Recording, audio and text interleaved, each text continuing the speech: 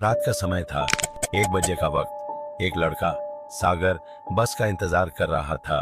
Station पर सन्नाटा पसरा हुआ था और ठंडक कुछ ज्यादा ही महसूस हो रही थी। सागर अपने फोन में व्यस्त था। तभी एक अजीब सी खिसकने की आवाज सुनाई दी, जैसे कोई बेंच के नीचे रेंग रहा हो। उसने चारों तरफ देखा, पर वहां कोई नहीं था। तभी सागर ने देखा कि एक बूढ़ी औरत कोने में बैठी उसकी तरफ घूर रही थी। उसके हाथ में एक पुराना सा पत्र था और उसका चेहरा बिल्कुल सफेद और आंखें खाली थी। सागर ने सोचा कि शायद वो बूढ़ी औरत भी उसी बस का इंतजार कर रही है, पर उसका यूं घूरना सागर को बेचैन कर रहा था।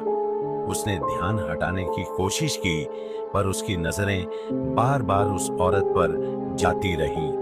अचानक एक और आदमी, जो पुराने कपड़ों में था और बिल्कुल खामोश था, उसके पास आकर बैठ गया।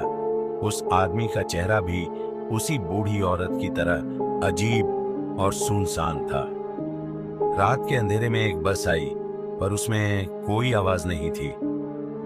सागर ने सोचा शायद यह उसकी बस है। जैसे ही बस रुकी, वो बूढ़ी औरत और वो आदमी धीरे धीरे उठने लगे। सागर ने बस के अंदर झांक कर देखा। अंदर कुछ लोग या तो खाली बैठे थे या बिल्कुल चुप, जैसे किसी ने उन्हें देख लिया तो गायब हो जाएंगे। तभी उसने देखा कि उस बूढ़ी औरत के पत्र पर उसी का नाम लिखा हुआ था। सागर की हालत खराब हो गई और वो भागना चाहता था, पर उसके पैर वहीं जम गए। तभी वो बूढ़ी औरत उसके पास आई और धीमे से बोली, ये बस सिर्फ एक बार आती है और तुम्हारी मंजिल यही है।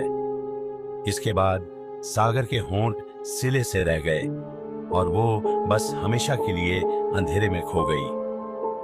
कहते हैं कि ये बस केवल उन्हीं को लेकर जाती है जो अपने अतीत में अटके हुए हैं और फिर कभी वापस नहीं आते।